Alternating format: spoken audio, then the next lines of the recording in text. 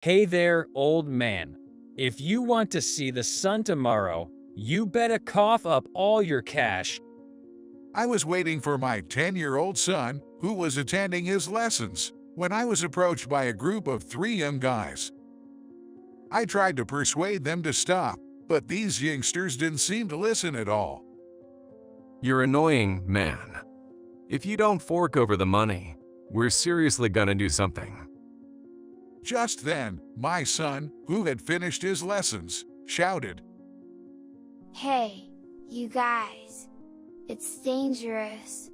Back off from my dad. Huh, your dad's the dangerous one here. What's that kid talking about? In the next moment, the three guys. My name is Robert Hamilton. I usually have an indoor job, and I don't have any particular outdoor hobbies, so I don't have much of a tan compared to others my age. I have relatively fair skin with fewer wrinkles. I don't have a particularly athletic physique, and I consider myself an ordinary guy in my 40s, just like anyone else. My wife, Mary, may not be a stunning beauty like a model, but she always carries a soft and cheerful atmosphere around her, and she's well liked by kids and animals. That hasn't changed since we first met. And our precious 10-year-old son, Kevin. We were living peacefully as a family of three. Kevin, it's breakfast time. Wake up. Mary called out to Kevin's room, but there was no response. Is Kevin still sleeping? He's always such a late riser. It seems like he was drying late into the night again. Kevin had a talent for drawing. It wasn't just our bias. He had the skill to back it up, often winning awards in art competitions.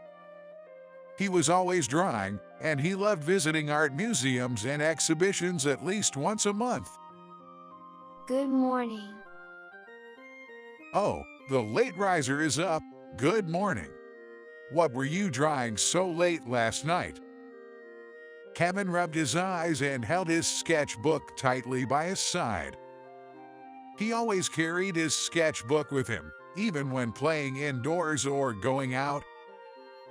This is a drawing of Mom and Dad from the picnic we went on with you guys the other day. Oh, I see. Show it to me.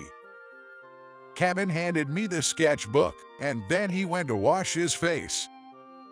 I flipped through the sketchbook page by page.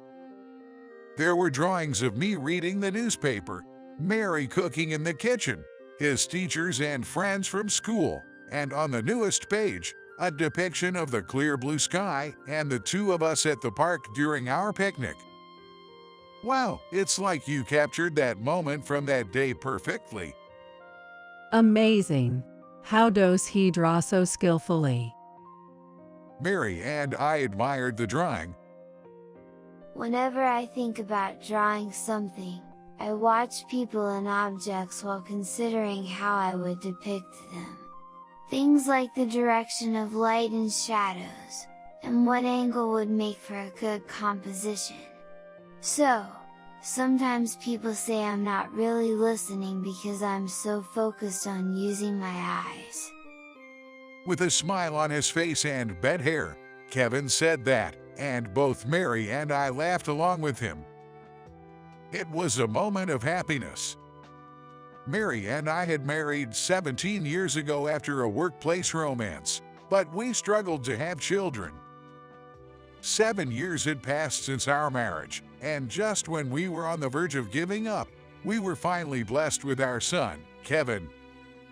Every day, he showed us different expressions, and everything he saw was an expression of pure wonder. I used to think that was just a metaphor, but in reality, he was so cute that I could say it didn't hurt to have him in my eyes. However, there was one thing that both Mary and I worried about. Kevin's motor skills were incredibly poor. In kindergarten, he would always be the first one caught in a game of tag, and he couldn't ride playground equipment that other kids found easy, often falling off.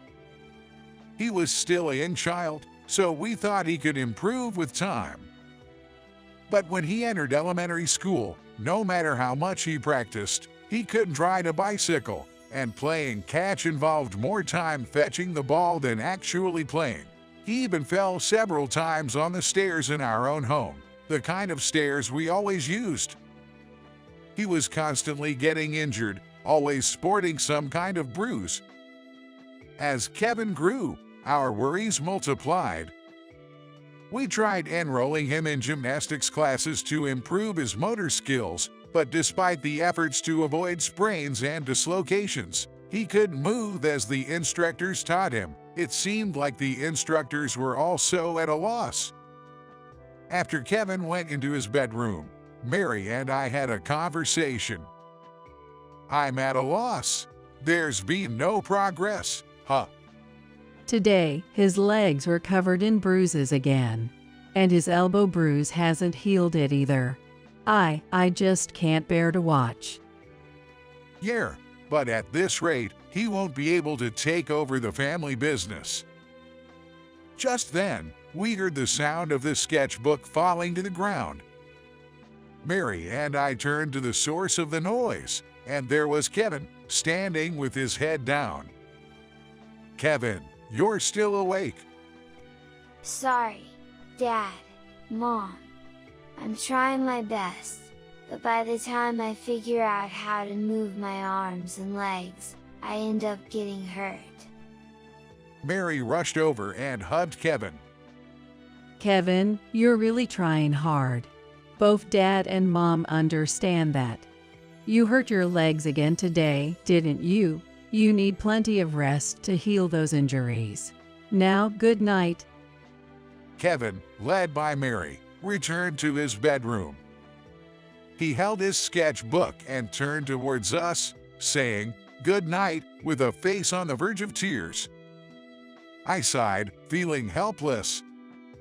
To cause such injuries to such a young child and burden him with worries was something I didn't want to do anymore. But I knelt in front of my father's altar and sighed deeply. Father, what would you do in times like these? The portrait of my father, with his lips tightly sealed, offered no answers. I finished my beer and sighed again. Hey, should we stop pushing Kevin to do sports he's not good at? Mary pleaded with a tearful expression. He might not excel in physical activities, but he has a talent for art. While it's important to think about the family business, I don't want to see that sad look on his face anymore. I shared a similar sentiment. We should give up on what he can't do and focus on developing his talent. I think he'll be happier that way. Let's not take away his smile. You're right, I was wrong. Forcing him won't make his motor skills any better. Okay, how about we enroll Kevin in an art class? Mary vigorously nodded in agreement with my suggestion. The next morning, Kevin didn't wake up for a while. When Mary knocked on his bedroom door, he responded with a hesitant groan. I called out to him through the door. Kevin, how about visiting an art class today? It's just an observation, okay? There was no response. He probably thought it would be another sports-related class, like gymnastics. It's an art class. As I said that, there was a commotion inside the room, and Kevin opened the door with enthusiasm. With bed hair and a sparkling smile, he looked up at Mary and me. I tousled his hair and told him to get ready. And so, we decided to enroll Kevin in the art class. On the days of the art class, Kevin would eagerly pull on my arm, carrying his art supplies, urging me to get ready.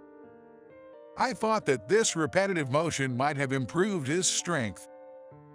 On that day, too, I drove Kevin to the art class and waited in the convenience store parking lot, sipping coffee while he attended the class. Suddenly, a group of 3 young people dressed in flashy outfits approached. One had sunglasses, one had a hat pulled low over their eyes, and one was wearing a mask. They were probably teenagers, slowly walking towards me. When my gaze locked with the masked individual and I didn't look away, he clenched his fist right in front of me. Hey man, we're short on cash and struggling. Can you help us out? As the guys approached, trying to avoid them, my back hit the wall. These young men were tall, and I found myself surrounded by the 3 of them. Well, sorry, but I don't have enough money to give to strangers without expecting anything in return. How much do you have? If you want to see the sun tomorrow, hand over all your cash. Sunglasses guy said that, flashing something from his pocket. I don't want to ruin the future of these young men with potential in a place like this. Stop it. Don't ruin your lives over something like this. Shut up. If you don't give us money, we'll seriously mess you up. As the guy with the hat touched or didn't touch my shoulder, in that moment, a distant voice could be heard. Hey, you guys, back off from my dad. Huh, is that your kid? The one in danger here is your dad. What's that brat saying? We're gonna take you down. Let's go. The next moment, the 3 men were simultaneously thrown, spread-eagled at the edge of the parking lot. Ah, that's why I told you to stay away from Dad. The 3 of them swiftly got up and looked around, scanning their surroundings. It seemed like they had no idea what had just happened. Kevin ran up to me, so I told him to wait in the car. What just happened? Did we teleport just now? It wasn't unreasonable. I remembered having a similar reaction the first time I experienced this technique. Sunglasses were blown off, the mask came off, and the faces of the men who were revealed were still young. They were big in stature, but maybe around middle school age. I watched as the 3 of them got back up.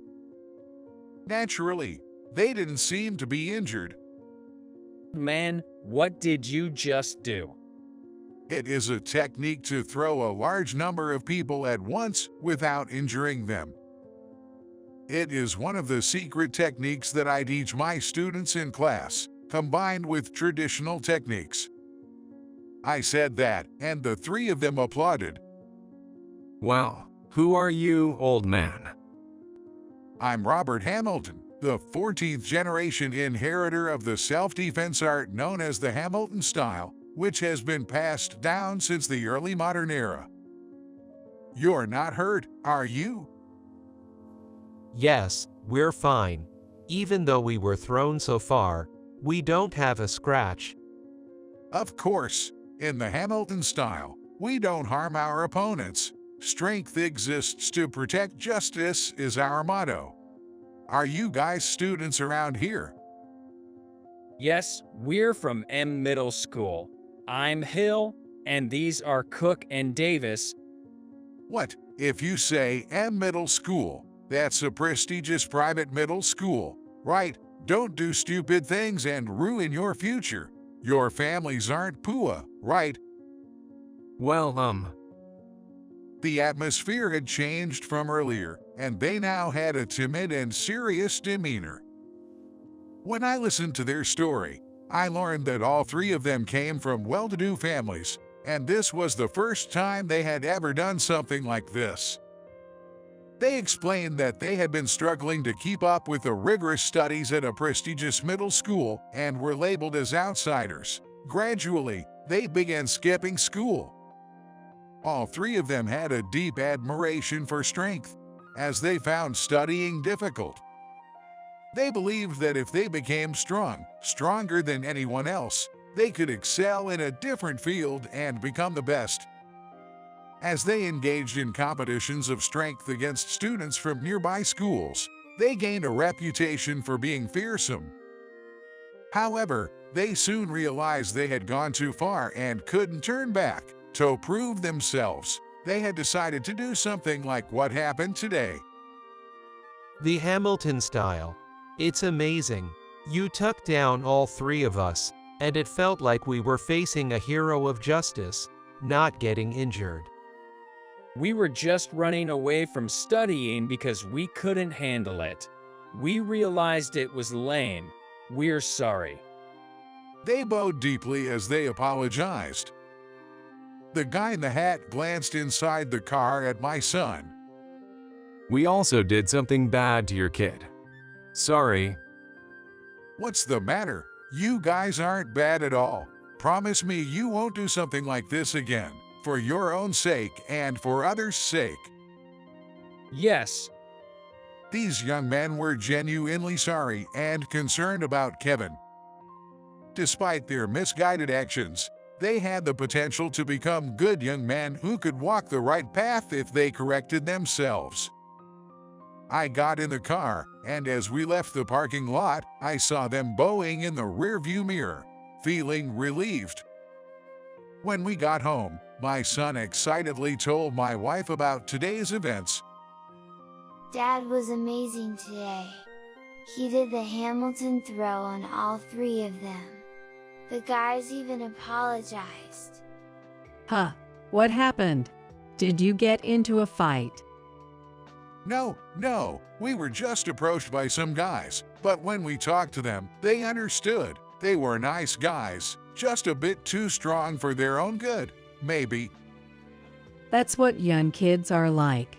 Full of energy. My wife said while preparing dinner. My son looked sad. I'm not as athletic as Dad. I can't inherit the boxing class, and I can't inherit the Hamilton style that's been passed down since the early modern era. I'm sorry. My wife quickly hugged him. I realized I had burdened such a young child with too much. Kevin, I'm sorry. I've put you through a lot of tough and painful things. Even when you went to gymnastics class, I bet you didn't want to go, but you did it because you were worried about the family business. Thank you, Kevin. You have your own good qualities. Even if you wanted artistic talent, there are many people who can't have it, no matter how much they want it. Besides, new talents may bloom in the future. You can't choose where you're born or your talents. But I want you to know that you're lucky to have been born to Mom and Dad. We won't make you go through any more pain or hardship. If you can feel a lot of happiness and show us your smile, that's enough. Kevin, you'll walk your own path. As I finished speaking, Mary nodded strongly. The Hamilton style has been passed down through a single family for 14 generations. However, I intend to let Kevin follow his own path. Even though our father and ancestors might be saddened by it, I believe they will understand. It felt like we had finally been freed from the worries we had been carrying until now, as Mary and I sat on the couch, simply gazing at the setting sun. Kevin was envisioning that scene. It was like a picture of a vivid orange color gradually fading into the night, serene and clear like a peaceful heart. Some time later, one day, the doorbell rang, so I went outside. To my surprise, the three boys who had confronted us in the parking lot were now standing there with cleanly shaved heads. What's going on? Anything on your minds? We want to apologize for the trouble we caused the other day. So, we searched for the Hamilton class and came here today. It seemed that these three had abandoned their baggy clothes and were now wearing the uniforms of a prestigious private middle school, even though it was a Sunday. Well, since we're just standing here talking, come on in. Sorry for the sudden visit. Thank you for having us. I led the three of them into our home's living room, and Mary prepared some tea. Understanding that they were the same trio from before, she warmly welcomed them. We're truly sorry for what happened the other day. We thought we wouldn't even be allowed to cross the threshold of this house after what we did. But Mr. Hamilton accepted us. Your generosity has left a deep impression on us. We've come today to make a request. Please, allow us to learn the Hamilton-style techniques passed down in the Hamilton family at the class. These three seemed different from the boys we encountered earlier. They had entered a prestigious private middle school and were determined to express their sincere intentions. However, I couldn't teach them the secret techniques of the Hamilton style, which had been passed down for generations only within the Hamilton family. After some contemplation, I spoke up. I can't teach you the Hamilton style, as it's meant to be passed down within the Hamilton family. However, I can accept you as a student for our regular jiu-jitsu training in the class. How about it? Would you like to give it a try and train in boxing? Yes, please. In the following days, they obtained permission from their parents and arrived at the class, each carrying a carefully prepared gift. We didn't mention the incident in the parking lot, but the letters from their parents expressed gratitude, stating that they were thankful for their son's change of heart. I changed into my training wear, and we began with warm-up exercises. I was astonished by the potential these three young students showed. They demonstrated remarkable flexibility, dynamic visual perception, quick reflexes, and an extraordinary level of concentration. They seemed to have undergone prior training, were accustomed to fighting, and had excellent reflexes. I looked forward to seeing where their training would take them. After the first day's practice, they changed into their regular clothes and headed back towards their homes. About today, we'd like to express our gratitude, or rather, apologize for what happened earlier. If there's anything we can help with, please let us know. We feel like we haven't moved our bodies enough. Their inherent sincerity shone through in their considerate offer. We decided to accept their help with tasks like changing light bulbs and dismantling large pieces of garbage, which we had been struggling with. They also volunteered to help with weeding around the classroom and polishing the signboard. Despite our initial encounter, it was fortunate that we had forged this connection. I handed them sports drinks, and within seconds, the bottles were empty, and their large beads of sweat glistened. That night, after Kevin had gone to bed, Mary and I were having a drink. "Hey, Mary, I've been thinking about the future of the Hamilton style," I began. The secret techniques of the Hamilton style, which have been passed down from generation to generation. Now that I've allowed Kevin to choose his own path, should I let it end during my generation? Or should I select those with talent and pass it on to them? Though it's a closely guarded secret, should we consider spreading it as a form of self-defense for the chosen ones? When I proposed this, even Mary agreed with the idea. With that decided, it's time to recruit students for the class. Kevin offered to create a poster for recruiting students. It was heartwarming to see our family working together like this. Many children and their parents came to visit the class. From among them, I started recruiting those who were interested and began teaching them the secret techniques of the Hamilton style. Of course, the trio from before also expressed their desire to learn. It's not something that can be easily mastered, but those three with strong physiques truly excelled. In time, I succeeded in passing on the secret techniques of the Hamilton style to the first group of hopeful students. Some gave up midway, and others couldn't quite master it, but I was happy to spread the joy of boxing and the importance of martial arts etiquette. A desire grew within me to make the secrets of the Hamilton style known to the general public. Mary, Kevin, the trio, and all our students were in agreement with this idea, and were cooperative when it came to public relations efforts. Then, one day, a man came to the class expressing his desire to join. However, there was something odd about him. He was tall with a bulky physique, and his body seemed to naturally carry the weight that came with excess muscle. He wore an old, stretched-out t-shirt and had unkempt hair that hung down haphazardly. In his late 30s or early 40s, his communication skills seemed surprisingly immature. When I asked for his identification, he claimed he didn't have it with him today. I suggested he come back with his identification on another day, but he insisted that he couldn't take time off from work, and today was his only available day. I wondered if he could commit to attending the class if he didn't have the time, but he replied that he would use his paid vacation days, so it wouldn't be an issue. He was determined to join no matter what. I firmly told him to leave, but he stubbornly refused to budge. The inconsistencies in his conversation and his behavior raised suspicions.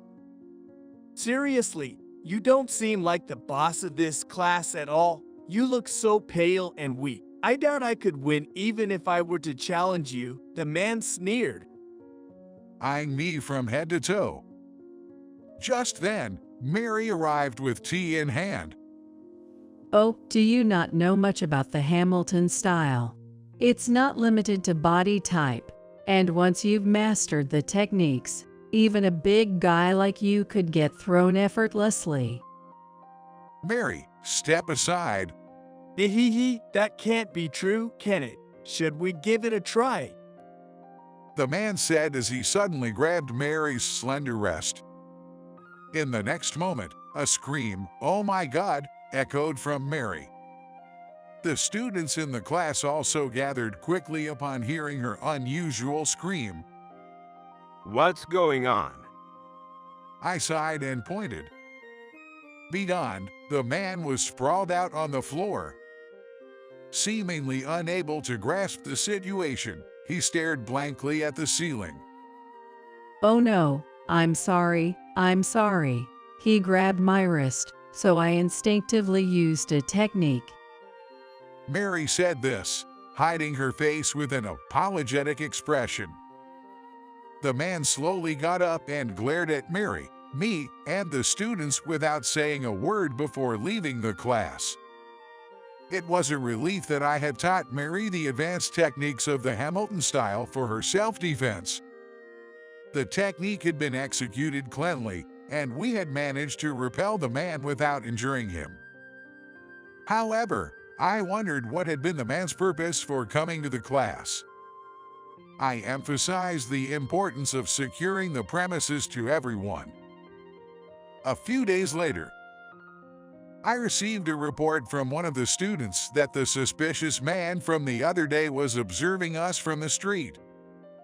Since we were in the middle of practice, I asked everyone to take a break and went out to the street. When the man noticed me, he bowed politely. I approached him with caution, ready to defend myself. "Do you have any business at our class?" I wanted to become a disciple. The man said hesitantly, casting his eyes down. I was astonished.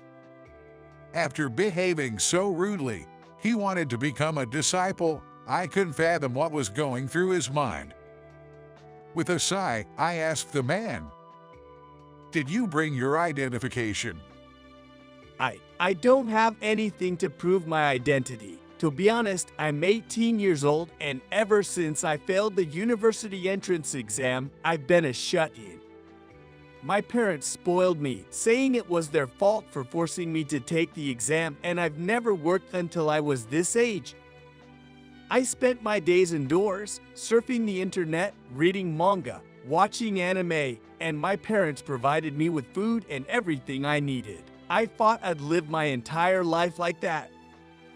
But one day, I got inspired by a character in a manga. I realized that I might be able to change, that I'm the protagonist of my own life, and it wasn't right to immerse myself in fiction created by others. So I started by opening the curtains. Then I opened the windows. That's when I heard it. Laughter and joy coming from this class. You see, our house is right across from your class. My parents are aware of Hamilton as well, so I thought coming here might change something in my life. But after that day when a seemingly frail woman threw me, I lost my confidence. Maybe I can't become strong. Maybe I can't live a normal life outside. The man's voice trembled, and he broke into sobs. I was completely caught off guard by his unexpected confession. Standing there in bewilderment, unsure of what to say, then Kevin called out to me from behind. There must be something you can do too.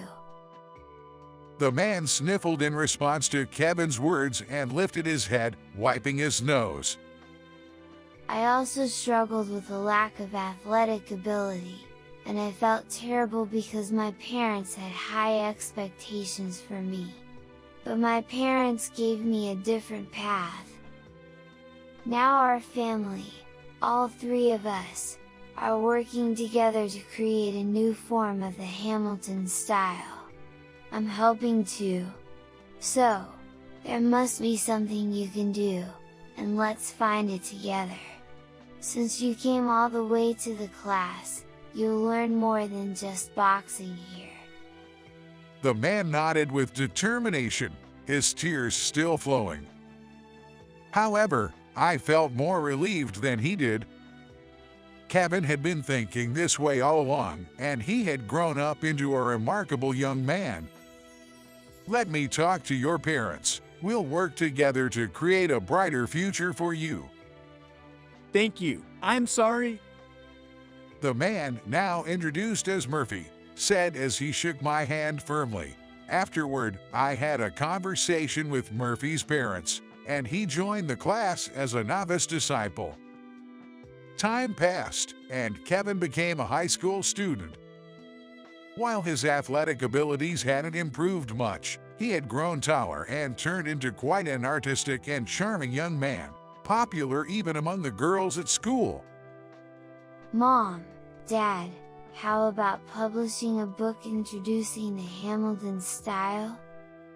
Kevin suddenly suggested, causing me and Mary to exchange surprised glances. I'll draw illustrations for the technical explanations. Let's create a book that helps people understand the Hamilton style just by looking at it, and let's spread it to the world. Kevin, who said that while smiling at Mary and me, looked very reliable. From there, things proceeded smoothly. We self-published the book and were able to place it in the classroom of acquaintances. This garnered attention, and aspiring disciples started coming to the Hamilton class one after another. Based on Murphy's advice, we heard that we should utilize the internet in this day and age, so we began offering online courses. Subsequently, Murphy, who was skilled with computers, proactively helped us, and we even started our own YouTube channel. The number of subscribers skyrocketed. The class's disciples continued to increase, eventually leading to the expansion of the class itself. This became the busiest and most fulfilling days we had ever experienced. Initially, the book was self-published, but due to its positive reception on the internet, word of mouth, and diligent marketing, we managed to have it officially published by a publishing company. We were invited to book release events and even to various regions as sports-related YouTubers, where we also demonstrated the secret techniques. Who could have predicted back then that the trio from those days would be the ones performing these techniques? Apart from the trio, other disciples actively contributed by working as security or salespeople at events. Murphy also utilized his computer skills to create various systems. With everyone in the class working together, we were able to build up the Hamilton style. Seeing everyone living their lives with smiles on their faces made me the happiest. As for the disciples training, these days, the trio is in charge while Mary and I handle paperwork. Let's take a little break. It looks like today is going to be a long one. You're right, without a breather, it's not like when we were young. I stretched myself out and cracked my joints. Mary watched and smiled. Back then, I never imagined we'd end up like this. Indeed, thinking about it now, every event that transpired was crucial. Even Kevin's lack of athletic ability might have been a gift from the heavens. Back in those days when I had resigned myself to not passing on the Hamilton style, it was a time of self-disappointment, and the caring gestures of Mary and Kevin weighed heavily on me. Now, we were surrounded by numerous successors, and the Hamilton style flourished widely. It would continue to be passed down for a long, long time. The fact that more people, regardless of age or gender, could protect themselves was a wonderful thing. There were days when Kevin would cry, apologizing for feeling like he couldn't be of help to me.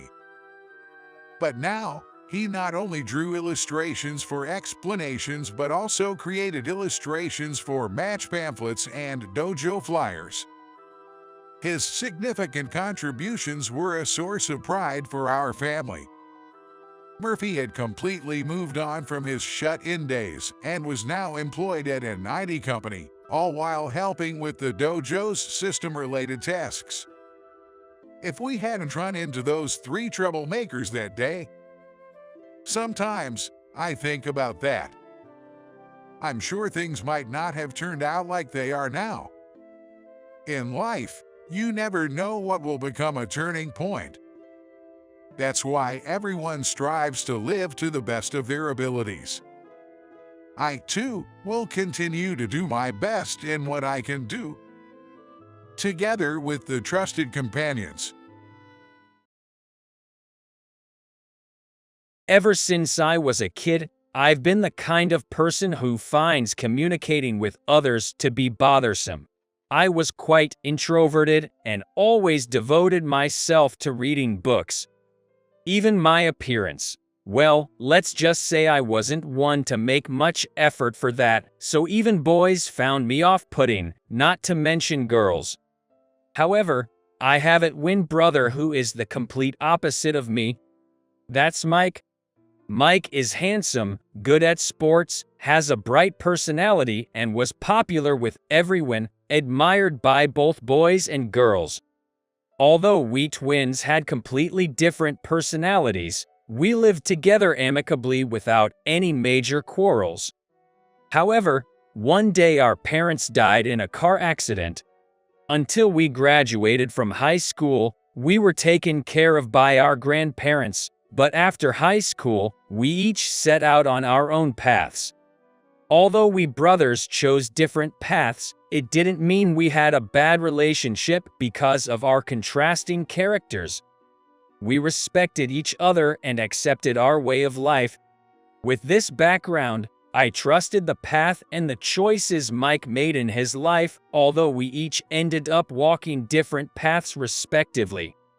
As for me, I started pursuing my life without seeking any specific stable job. Instead, I was doing some work related to my hobbies, and also worked part-time at a coffee shop to sustain my life. Once or twice a year, Mike would send me a seasonal update, so I generally had an idea about his situation. Mike joined a top-tier company and seems to be climbing the corporate ladder quite rapidly. As his brother, it makes me feel proud of him. 10 years passed when I received a message from my brother saying he wanted to meet after a long time. Hey, long time no see. You still don't care about your appearance, huh? As if even my clothes brought back memories, Mike, who reunited with me, directed an unchanged, likable smile. So, how are you doing these days? I'm still working on my hobbies, and oh, I started working part-time at a coffee shop about 5 years ago. Working on your hobbies? Well, I've always admired your sound belief on yourself. So, why on earth do you want to see me after such a long time? Don't tell me you need money. Of course not. I'm actually thinking about getting married. Mike was getting married? Although it was a shock, it was definitely good news. But there was one issue. Mike, having me as his only living relative, asked me to attend a meeting between the two families. However, as I have mentioned earlier, I'm not good at communicating with others and I'm not confident about my appearance. So I'm afraid that I might be a bad influence, and I refused.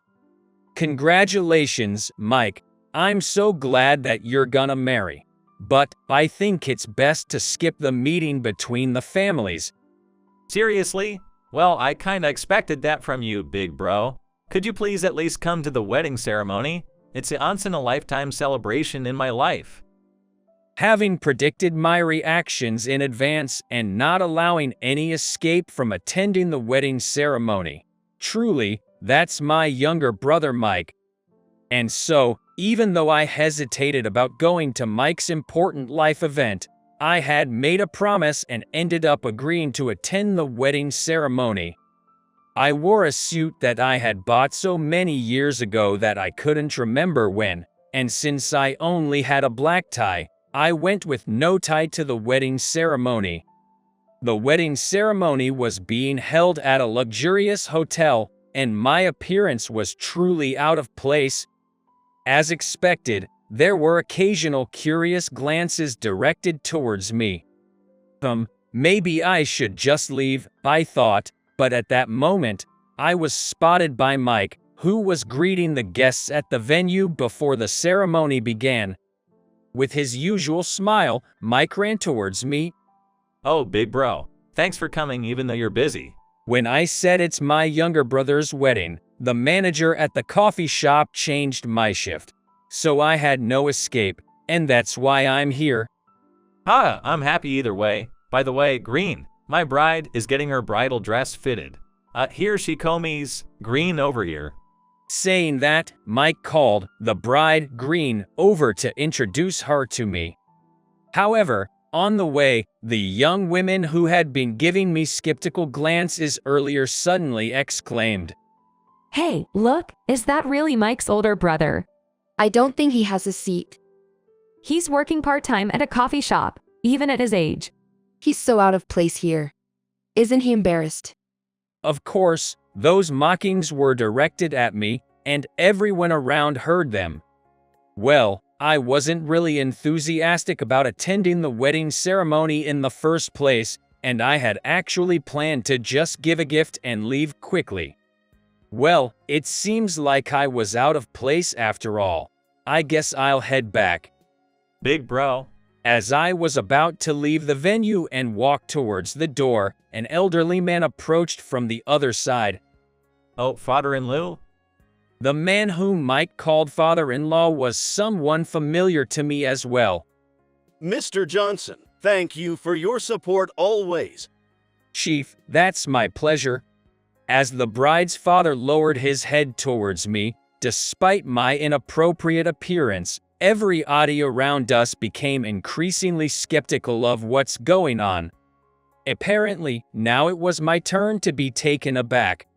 I never expected that the editor-in-chief of the publishing company I'm affiliated with would be Mike's father-in-law. You two already knew each other. I know my big bro is a writer, but I'm so stunned. That's right. Actually, the work I did as a hobby was writing. Specifically, the profession commonly known as a novelist in society. And the part-time job at the coffee shop was not to earn a living, but rather because it was a workplace suitable for observing people and it didn't require much social interaction. Originally, being introverted, I focused solely on writing. And gradually, I started observing people more for the sake of writing novels.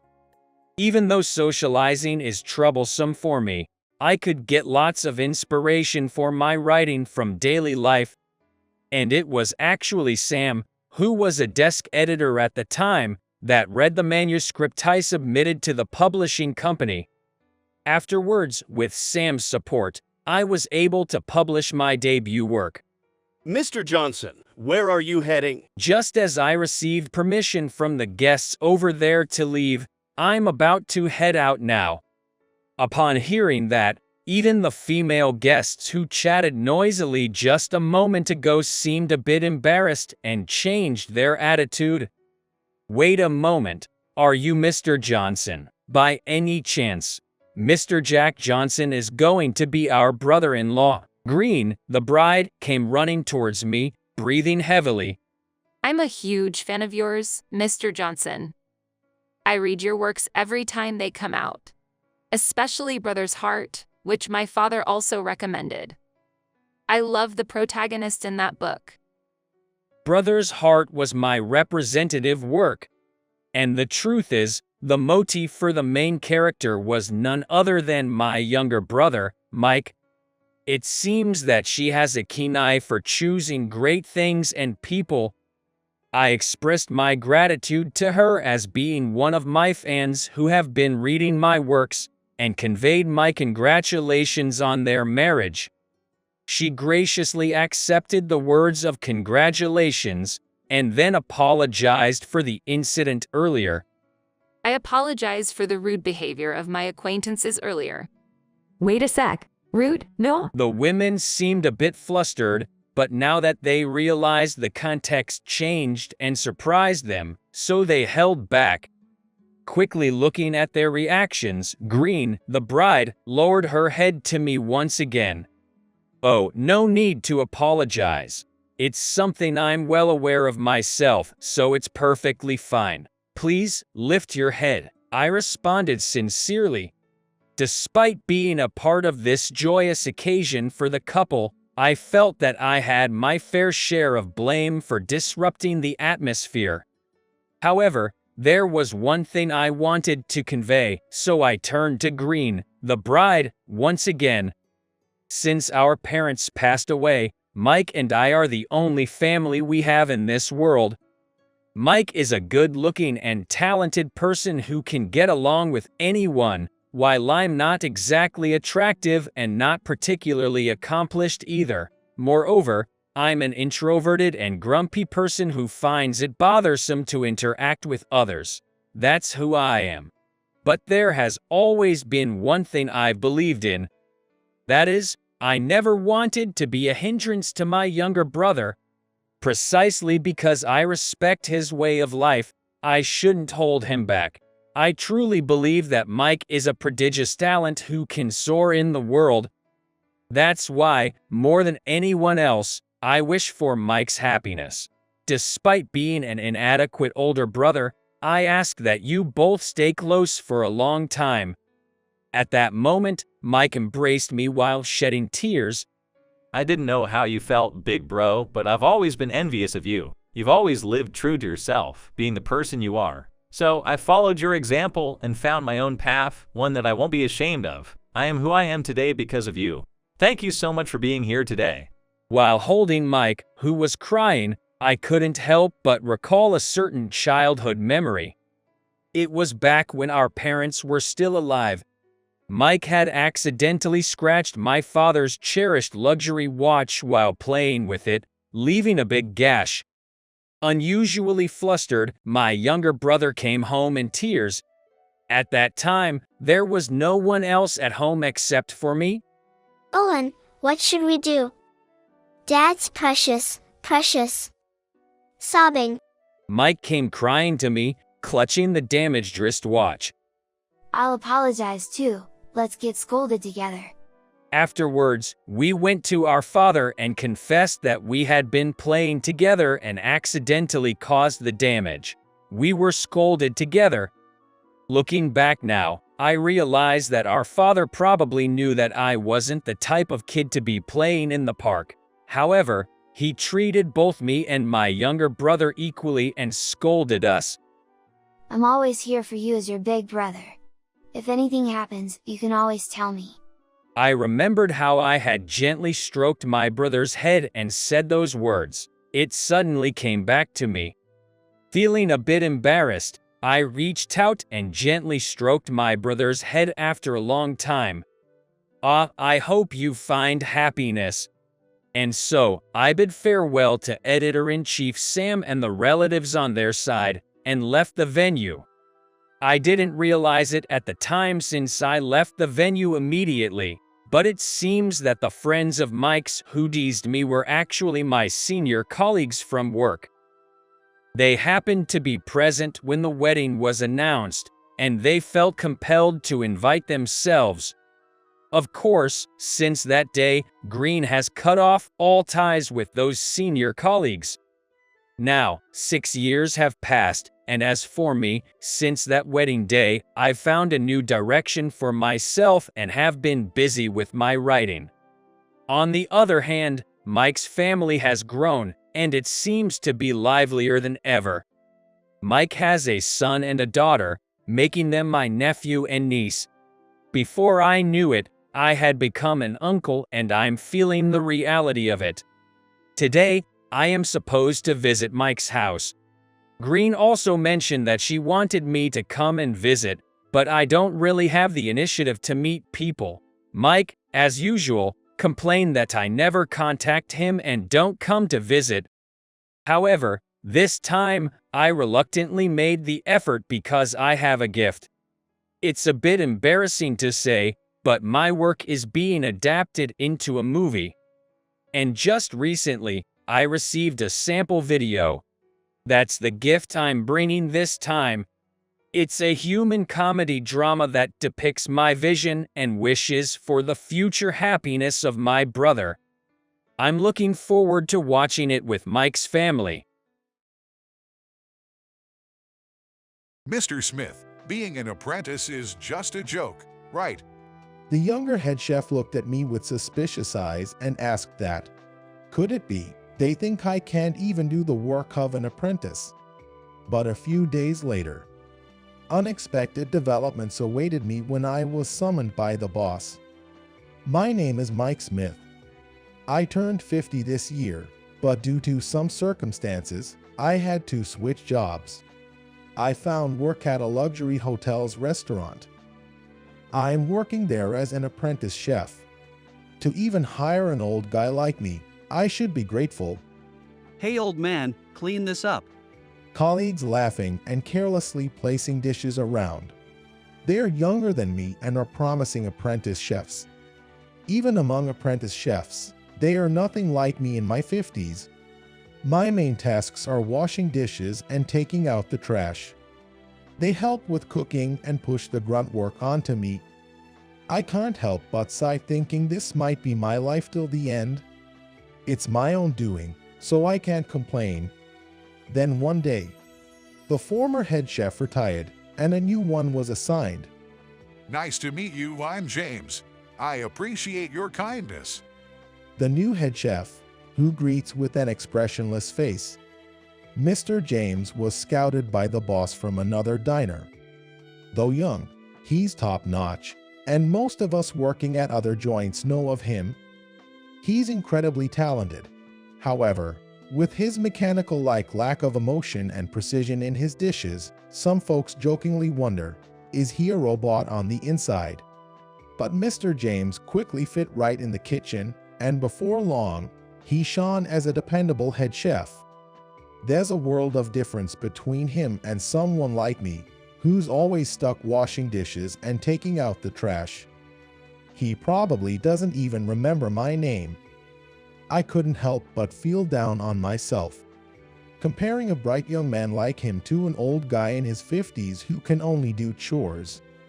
The more I compared, the worse I felt. A few months after Mr. James started working, a valued guest of the boss was set to visit the hotel. The restaurant decided to serve a special course meal that wasn't usually on the menu. We need everyone's cooperation. Thank you. Mr. James gave a deep bow, and the staff nodded in firm agreement. United, the staff began to prepare the special dishes. Even though Mr. James is an exceptional chef, he always looks out for his staff and never acts superior. Because of his demeanor, the staff can work wholeheartedly. My job, as always, was just taking out the trash and washing the dishes, but I tried to do it more carefully and swiftly than usual. And then, the dishes were finally ready. All that was left was to replicate it for the real deal. Mr. James even said, "This is the best dish I've ever made." But, on the day, when Mr. James tasted the sauce, his usually calm face tensed up. This isn't the same sauce. It tastes different. Even though it was made according to the usual procedure, it tasted different. The staff began to taste it one after another. The seasoned chefs agreed, indeed, but the trainees were puzzled. One of the staff said, "It tastes good too. Is this not acceptable?" No, it's not. If it's not that sauce, the whole dish is ruined. "Why does it taste different?" Mr. James and the chefs began discussing, trying this and that. I tasted the sauce too, and is it the salt? I had tasted the special course when it was finalized, and indeed, the flavor was totally different. It's just a hunch, but I think the salt used is different. But why? We're using the same salt, so why does it taste so different? Did the arrangement of the seasoning change? As I tilted my head, I felt a piercing gaze. Mr. James was staring intently at me, and he said, Mr. Smith, what did you just say? Did he remember my name? I thought, a bit taken aback. I was saying, maybe the salt is different. Salt? He opened the container with the salt and tasted a pinch. Indeed, it does taste different. Then I said, maybe it's the humidity. It has been raining for the past few days. I shared my theory with Mr. James, who quickly gave instructions to another staff member. Get a fresh batch of salt, and quickly. Yes, sir. Then, he quickly adjusted the sauce and tasted it again. When he let me taste it, it tasted just like what I had the other day. All right, serve it to the customers. Yes, sir. Somehow, we managed to serve it in time and all the staff sighed in relief. Mr. Smith, thank you. Oh, glad I could help. I'd like to talk to you later. With that, he went back to his station. I returned to washing dishes. I wondered what he wanted to talk about. I was feeling a bit uneasy. After finishing my work, I headed to Mr. James' office. Mr. Smith, you're not really an apprentice, are you? When I looked at Mr. James' face, I couldn't read his emotions. Could he possibly think I'm incapable even for an apprentice's job? Oh, I'm sorry. I didn't mean to blame you. Seeing the color drain from my face, Mr. James denied while he waving his hand. About today, how did you figure out it was the salt? I've always had a sensitive palate. I see. Mr. James seemed to ponder for a moment. Sorry to bother you after a long day. You can go home now. Thanks for today. He gave a respectful nod. I bowed my head in return and left. After that, I hadn't heard from Mr. James for a while, and I assumed he was just curious that day. But then... Mr. Smith. Yes, sir. I was completely off guard, so a weird voice slipped out. Given my clueless response, Mr. James didn't laugh, but just shared the matter at hand. The boss wants to see you. Come with me. Why does the boss want to see me? Could it be I'm so incompetent that I'm getting fired. If I lose this job, I won't be able to make ends meet. Nervously, I head to the boss's office. Hey, glad you could make it. Have a seat. I was greeted by a smiling boss and, although a bit taken aback, I obediently complied. I've heard about you from Mr. James. You did a great job. Oh, no, not at all. Anyway, I was curious about you and did some digging. You used to work at a famous restaurant in France, right? I froze at the boss's words. And at the same time, the trauma I had sealed inside me resurfaces. Just as the boss said, I used to be the head chef in a restaurant in France.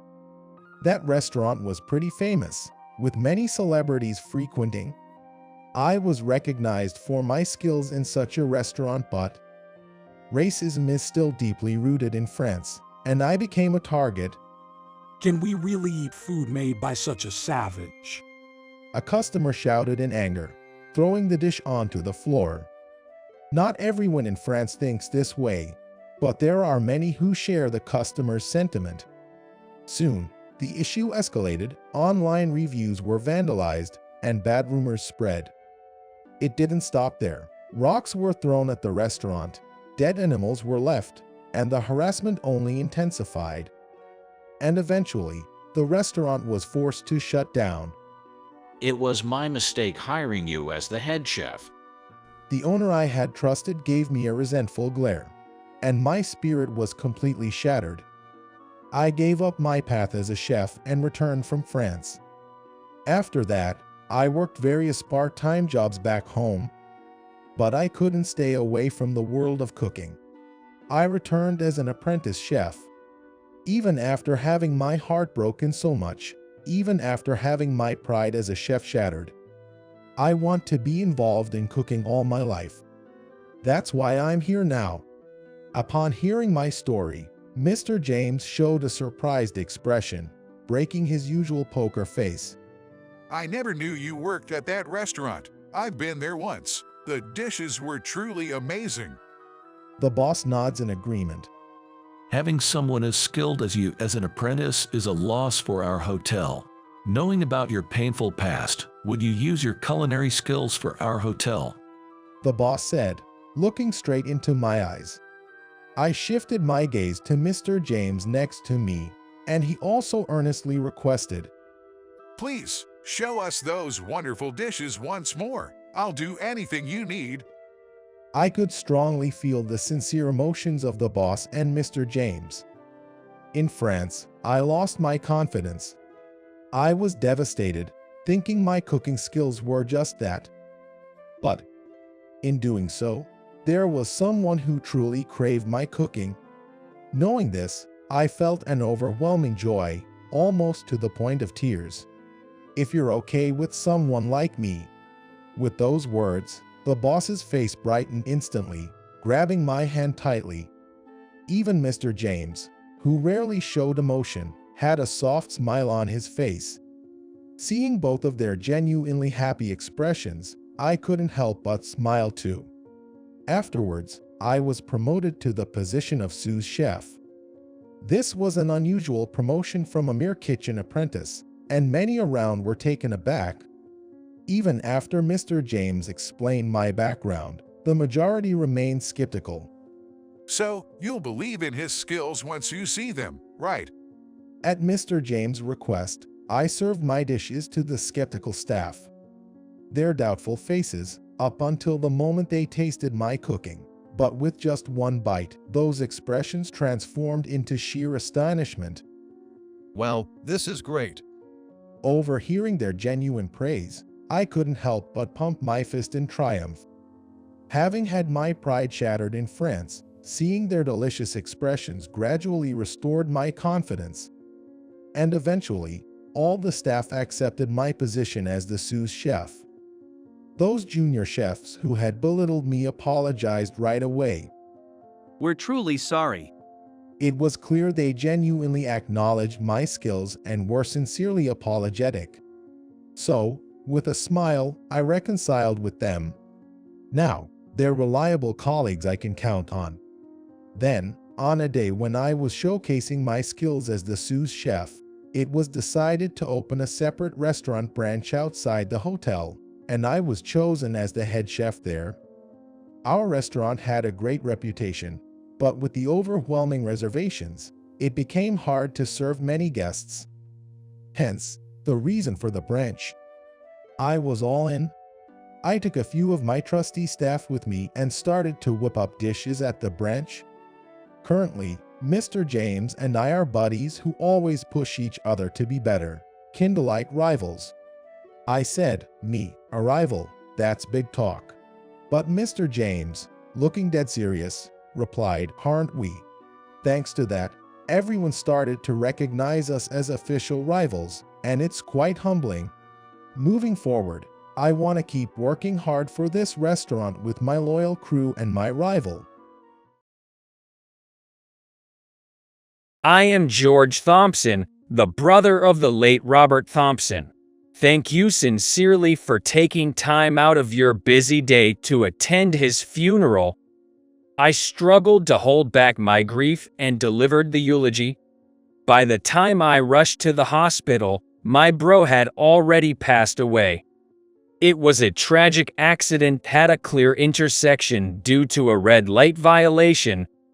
Apparently, the driver was texting on his smartphone and didn't notice the red light. I received an apology from the culprit, but there was no way I could forgive. Despite my usually stoic demeanor, I found myself unable to suppress my bubbling anger and exploded in rage. Robert left behind a memento, his beloved daughter, Emily, who just turned 2. We brothers lost our parents in an accident at a young age and were raised by our grandparents.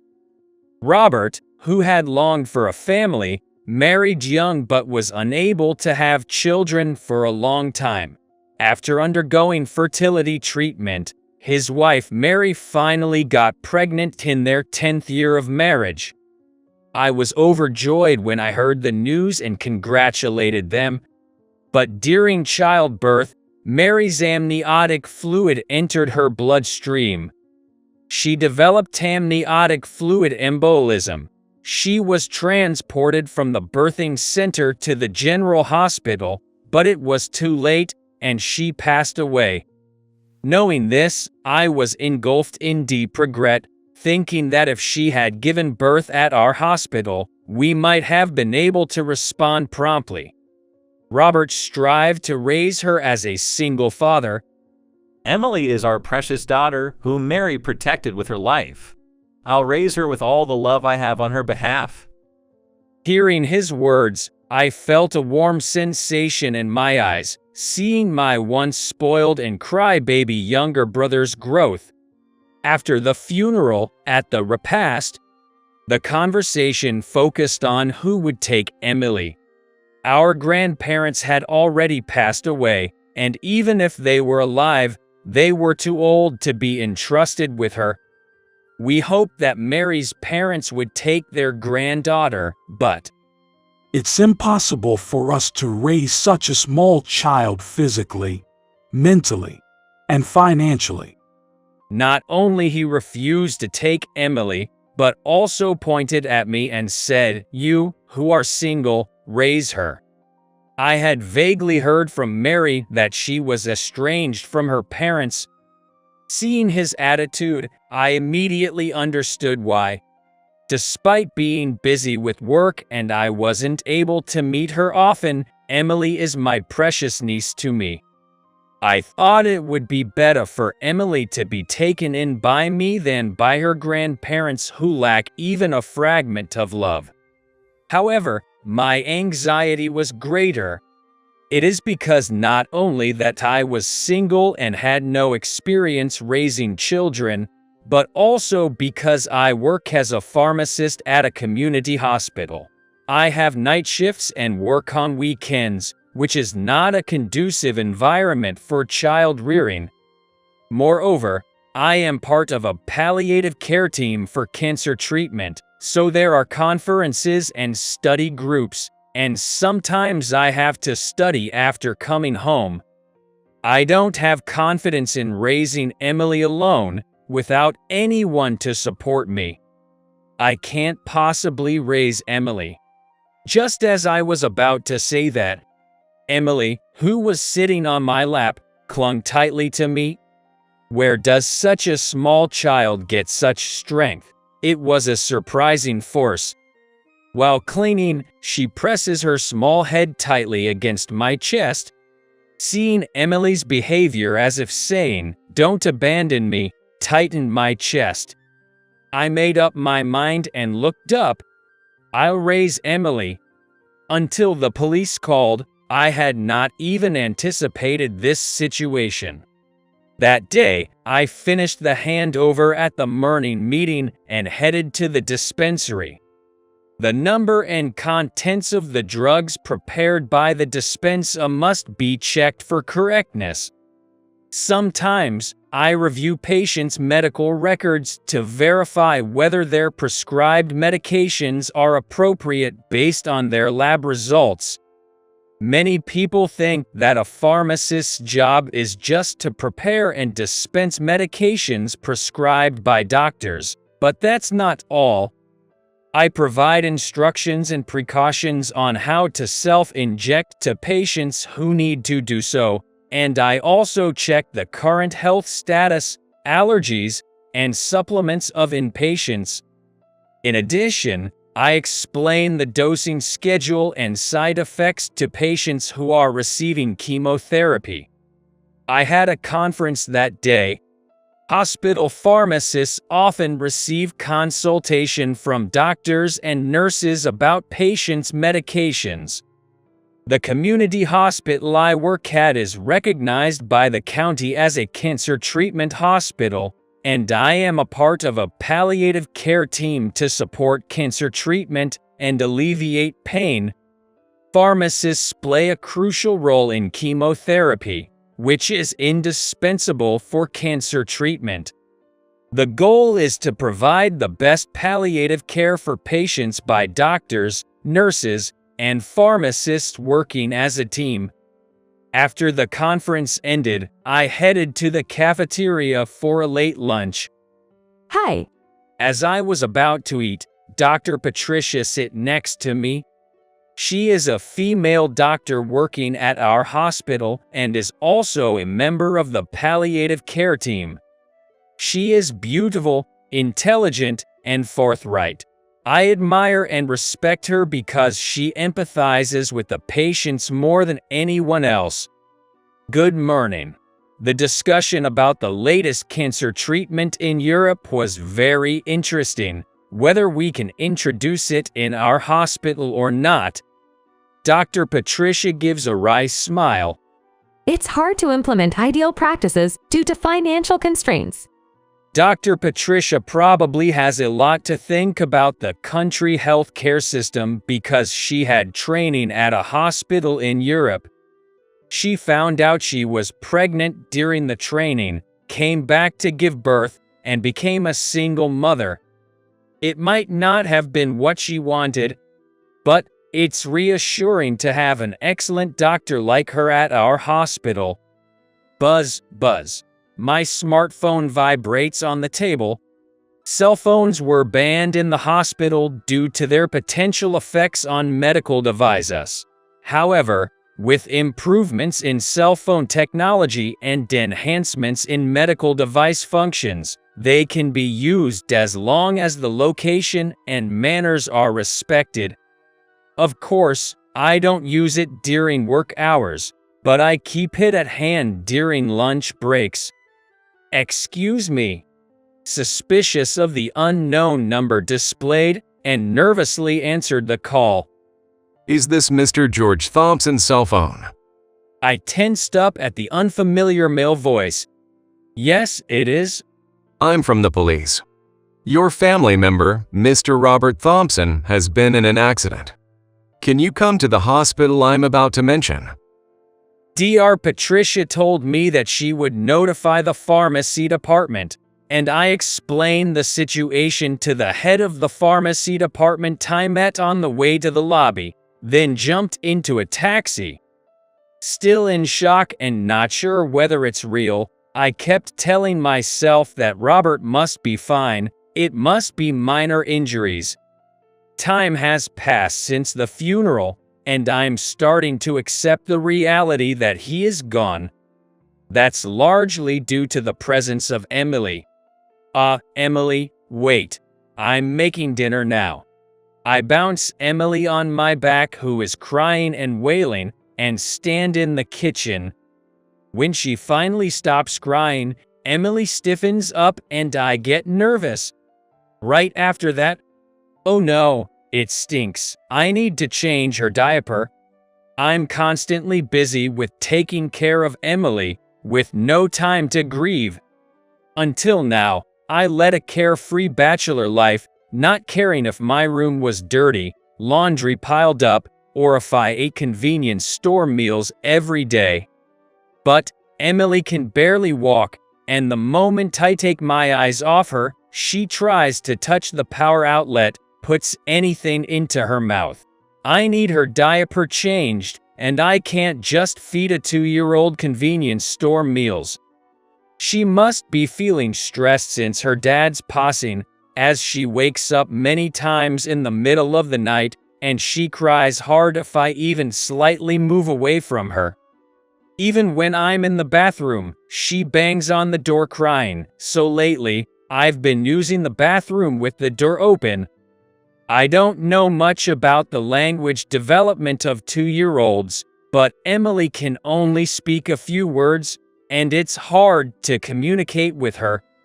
When she throws a tantrum on the floor, turning red and wailing, I don't know what to do and I feel like crying myself. I was able to take 10 days off as bereavement leave after explaining the situation, but with things as they are, I'm increasingly worried if I can really raise her. The biggest problem was finding a daycare. I tried every daycare in the neighborhood, but they are all full. Furthermore, there's no daycare that can accommodate night shifts. The 24-hour daycare center at the facility was also full, with no vacancies. I tried to find a babysitter instead, but the cost would surge if I asked them to work nights, which I simply couldn't afford. Nights were covered by a rotating shift, and there were pharmacists with children.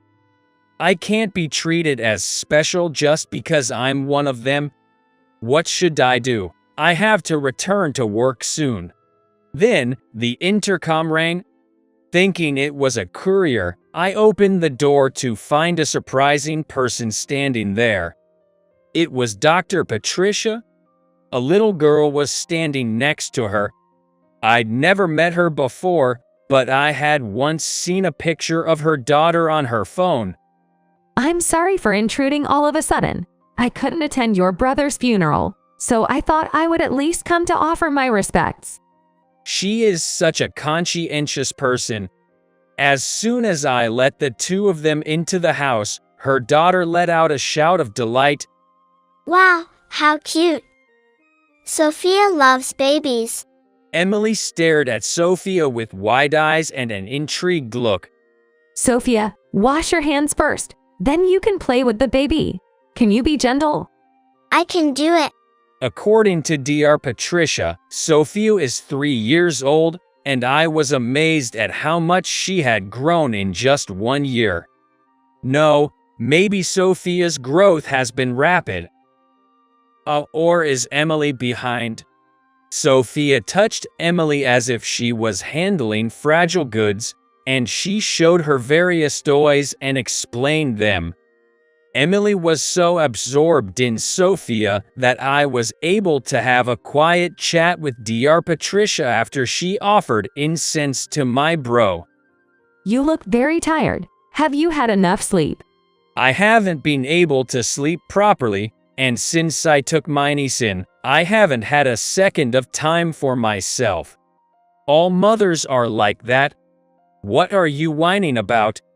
Maybe that's true, but for me, who suddenly became a father, it was a lot of stress. You know, I got into a top university, earned a medical license, worked at a university hospital, trained in a hospital in Europe, had a smooth life, and never experienced any setbacks. I've never felt like things weren't going my way until Sophia was born. Child rearing is really hard. When I heard those words from Dr. Patricia, who I thought was perfect and talented, the tension that had been tight until now snapped. I let out all the stress that had been building up inside me to her. And that's how it is. While I have to go back to work soon, I can't find a place to leave Emily, so I'm really at a loss. It was the first time I had shown Dr. Patricia such a pathetic side of me. Then, she gently overlaid her hand on mine. My heart beat loudly at the unexpected contact. If it's okay with you, would you like to try using the daycare center I use? I'll introduce you. The daycare center had been newly established 3 years ago. I, who was single and had no children, was not interested, so I did not know about it. Maybe I had heard about it somewhere, but I think I just brushed it off because it wasn't relevant. In fact, the reason she decided to work at our hospital was because it had a daycare center and she felt that it was well equipped. Please, I'd be grateful. I thanked her. At the same time as I returned to work, I started to leave Emily in the daycare center. There were also pharmacists among my colleagues who had children, and not only did they give me a lot of warm words knowing that I had taken in my niece, but they also gave me advice on child rearing and informed me about assistance from the government. Until now, I had only interacted with them as work colleagues, but hearing about their children and home life made me feel closer to them, and I felt that the distance between us had narrowed. There are many things that make me glad I put Emily in the daycare center. It provides 24-hour care, so I don't have to worry about working nights. I feel secure knowing that experienced and skilled caregivers, not the hospital, are taking care of her because the management is outsourced to a professional company. It's located in the hospital, so I can rush over if something happens to Emily. Also, I'm happy that I can go see her during my lunch break or breaks. Even if work unexpectedly gets extended, they can quickly accommodate me if I contact them. Not only that, but the daycare center has a designated restroom with a nurse on duty, which is really appreciated as it accepts children who are not feeling well due to colds and the like. There's no need to prepare a packed lunch as nutritious meals and snacks are provided. What particularly surprised me was Emily's growth. Since starting at the daycare, her vocabulary has increased tremendously, and she's been able to communicate more smoothly than before. This is all thanks to Sophia, who always talks to Emily at the daycare. Sophia, who is often referred to as Emily's sister by the daycare staff, takes care of Emily like a big sister, and Emily has grown to love Sophia, often showing her smile. Sophia has apparently graduated from diapers and is now wearing big girl underwear, which has inspired Emily to work hard on potty training. Because of all this, I often talk to Dr. Patricia about not only work but also our children. I'll take care of Emily tomorrow since I'm off. No, I wouldn't want to trouble you on your day off. However, I was convinced to accept her offer as she explained it's actually easier for her to take care of both Sophia and Emily, and I felt a bit guilty about it. The next evening, Dr. Patricia came to visit me with Emily. How was it? It's been a while. It's fantastic. I ate a microwave dinner while watching online videos, and then I studied for the upcoming conference. Even just a few hours of me time were precious and made me feel happy. I'll take care of Sophia next time I'm off. Thank you. After Dr. Patricia showed me a warm smile, she gazed at me. Actually, Sophia has been saying she wants to go to the zoo with Emily. So, I was thinking, could we match our days off and go together? I eagerly responded, let's go. Sophia lifted Emily's hand and shouted, yay, which got Emily all excited and playful. They really look like sisters, I commented, and Dr. Patricia looked into my eyes and responded, I wish they could be real sisters. What does that mean? I can't wait for my next day off. I'm thinking about getting married. I thought he had just come home after a long time, but then he said he had something important to tell me. I looked intently at my son, who sat up straight with seriousness on his face. Oh, really? The first words out of my mouth were rather mundane. Congratulations. Will you introduce her to me soon? I asked, trying to wear the biggest smile. Yet Kevin still seemed tense. Is there something he's worried about? Kevin, after looking down for a moment, lifted his eyes and faced me firmly. The woman I'm seeing is divorced, and she has a child who just turned 3 this year.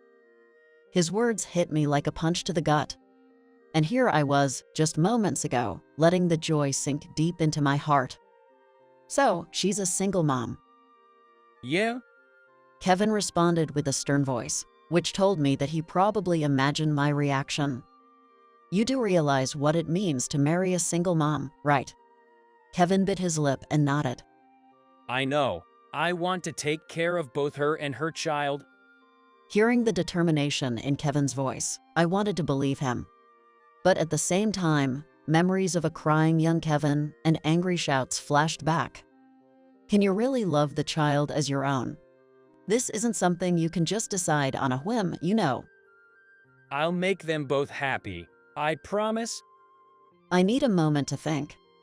Mom, please meet her first. We'll talk later. Even though I didn't doubt Kevin's determination, I couldn't help but feel conflicted. I quickly left the living room, as if escaping. I entered my bedroom, sat on my bed without turning on the lights. It's so damn loud. A voice I thought I had forgotten echoed vividly in my mind. It was 25 years ago. I, too, raised Kevin as a single mother. I divorced after discovering my husband's affair and eventually met a seemingly kind man. He seemed like the one. With that thought, I married for the second time. However, once we lived together, he couldn't tolerate Kevin's crying and started to get angry every time Kevin cried. Stop it. Kevin's not even 2 years old. Well, do something about it. You're his mother, aren't you? Such fights became frequent. One day, I saw him about to strike Kevin. My baby is getting hurt. In a panic, I shielded Kevin and received the blow to my face. How could you do that? I was just trying to discipline him. You don't hit a child. He's not my kid. Those words felt like a bucket of cold water was thrown on me. I felt a chill and a rush of anger. I can't stay here. Thinking this, I quickly packed up, grabbed Kevin, and left in a hurry. My parents passed away when I was young, so I raised Kevin on my own from then on. I worked during the day and picked him up from the daycare on my way back to our small apartment. Day in and day out, I was exhausted. The voice of that man who tried to hurt Kevin and Kevin's words from earlier echoed in my head. I don't think Kevin would become like that, but I truly know the hardships of raising a child that isn't your own. Suddenly, warmth returned to my hand. The warmth of young Kevin's hand.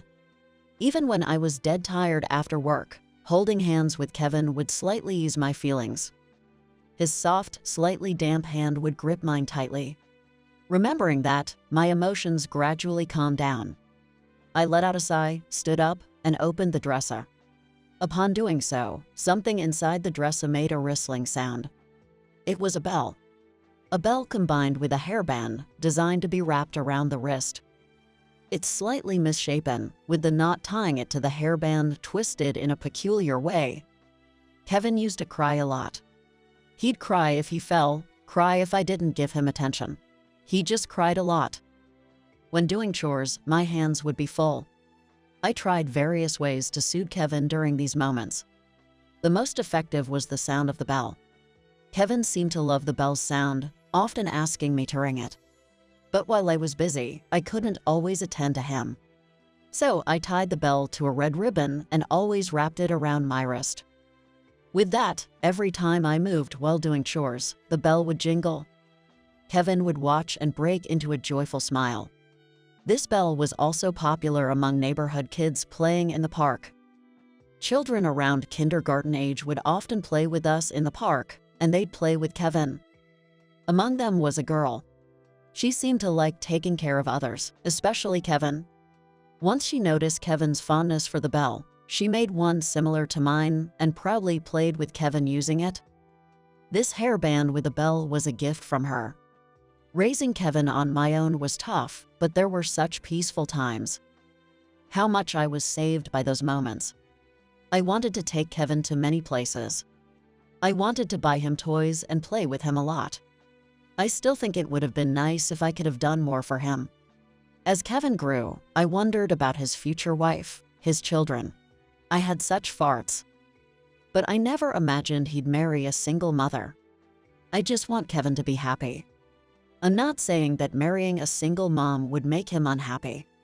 There must be many who have kids, remarry, and live happily.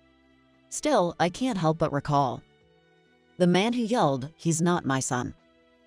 I don't think Kevin would become like that. But he will likely face difficulties. He would be raising a child that isn't biologically his, after all. I closed the dresser and sighed again. Hey, I really want to talk. From then on, Kevin visited the house every day. There were days when we only talked at the front door. Each time, Kevin would say the same thing. Mom, I want you to meet her. Meet Jessica, and little Sarah too. Maybe you'll change your mind. After such visits went on for over a week, I finally gave in. All right, I'll meet her. I thought it wasn't right to keep rejecting without even meeting her.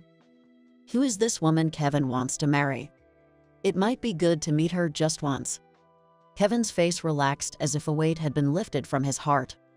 And then, on the day of the visit, I found myself at Jessica's house. Kevin rang the doorbell. There was the sound of a latch unlocking. Hello, welcome. The door opened to reveal a neatly dressed woman. Her hair was tied up, reaching her shoulders. Nice to meet you. You must be Kevin's mom. Thanks for coming. Please, come in.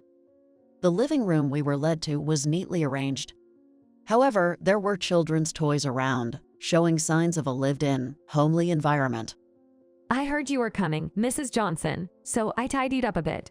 But I have a lot of things. Jessica served us tea and took a seat herself. Mom, this is my girlfriend, Jessica. Nice to meet you. My name is Jessica Roberts. My daughter, Sarah, is asleep in the next room. Nice to meet you. I'm Mary Johnson. Thank you for taking care of my son, Kevin. Jessica smiled warmly. She seems to have a good nature. I've been thinking, I'd like to marry Kevin. After a brief exchange of greetings, Jessica suddenly broached the topic. I've been divorced once, and I have my daughter. But with Kevin, I felt like I could remarry. Hearing Jessica's words, I clenched my teeth. Yes, I felt the same when I considered remarrying for the second time. I work, and usually, I leave Sarah at the daycare or with my parents. I work part-time because of my child, but I earn a decent salary. I have no intention of being a burden to Kevin, financially or in raising our child. Contrary to her gentle appearance, Jessica seemed like a straightforward person. She understood my skepticism about Kevin's engagement to a single mother. Still, she faced me without hesitation. While meeting her gaze, I let out a small sigh. I understood that she had firm intentions. Yet, I couldn't simply nod in agreement and found myself looking downward. I understand how you feel, but... Just then, a loud cry echoed throughout the room. For a moment, I felt as if I had been transported back in time. It reminded me of the times when Kevin would cry out suddenly, and I would rush to comfort him.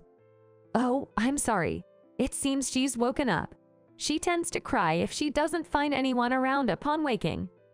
Jessica quickly stood up and headed for the adjacent room. As the door opened, the cries became clearer. Mommy, Mommy. Yes, honey, I'm sorry. Did you wake up? Where's Lean? Where's Lean? Lin, you had it before you went to sleep, didn't you? Where is it? Sarah seemed to be fussing about something, her annoyed voice echoing. Just then, Kevin exclaimed, "Oh." He then opened a shelf and took something out. At that moment, a gentle chime sounded. Upon hearing the sound, Sarah's voice instantly brightened. Drawn to the soft jingling, I instinctively stood up and stepped beyond the door. Kevin was waving a small object in front of Sarah's eyes. Sarah's little hand chased after the object, making the repetitive jingling sound. Jessica was squinting as she watched the two. That bell. When I murmured in surprise, both Jessica and Kevin turned their gazes to me.